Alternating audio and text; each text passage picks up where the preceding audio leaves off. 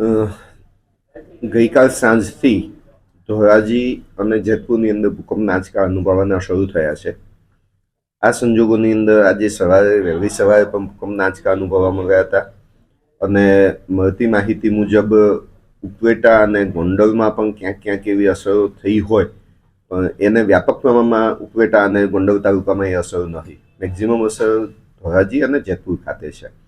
આ સંજોગોમાં અત્યારની કચેરીથી મેસેજ આપવામાં આવ્યો છે અને સૂચના પાસ ઓન કરવામાં આવી છે કે સ્થાનિક કક્ષાએથી આ માટેનો નિર્ણય લેવો, મામલતદાર અને ટીડીઓ સાહેબની સંપર્કમાં રહીને નિર્ણય લેવો અને વિદ્યાર્થીઓને જ્યાં જરૂર જણાય ત્યાં રજા આપી દેવી.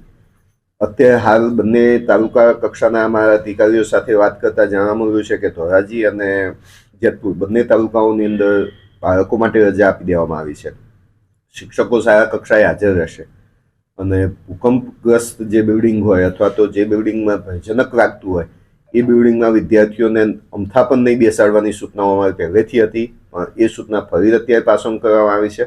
કારણ કે આ જો ભૂકંપના જે આંચકા આવ્યા છે એમાં કોઈ બિલ્ડિંગને ક્ષતિ થઈ હોય તો એનો સર્વે પાછળથી અમે કરાવીશું, પણ આજની તારીખે પણ જો એવું લાગતું હોય તો એ રૂમોમાં વિદ્યાર્થીઓને હવે પછી નહીં બેસાડવા એવી પણ સૂચના પાસ ઓન કરવામાં આવી છે.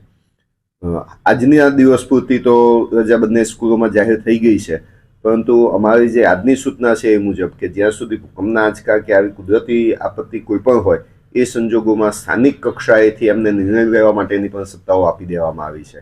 કદાચ કોઈ આચાર્યને પણ એવું લાગે કે મારી શાળામાં ભૂકંપના આંચકા અત્યારે વધુ અનુભવાય છે સ્થાનિક રીતે અને વિદ્યાર્થીઓ ભયજનક સ્થિતિમાં છે, તો ત્યાં પણ વિદ્યાર્થીઓને રજાઓ આપવાની સત્તાઓ સ્થાનિક કક્ષાએ આપવામાં આવેલી છે. ધોરાજીની અંદર અમારી 48 જેટલી સરકારી પ્રાથમિક શાળાઓ છે, આની અંદર તો રજા આપી દેવામાં આવી છે, પરંતુ જે સૂચનાઓ આપવામાં આવી છે તે ખાનગી શાળાઓને પણ લાગુ પડે છે અને ખાનગી શાળાઓ પણ મોટાભાગની અત્યારે રજા જાહેર કરી દીધી છે. જેતપુરની અંદર ટોટલ 70 જેટલી નગરપાલિકાની 14 અને અમારી જિલ્લા કક્ષાની 56 શાળાઓ છે. આ 70 શાળાઓમાં રજાઓ જાહેર કરવામાં આવી છે અને જેતપુરની અંદર સ્થાનિક જે શાળાઓ છે ખાનગી શાળાઓ એમાં પણ ઘણી મોટાભાગની શાળાઓએ રજા જાહેર કરી દીધી.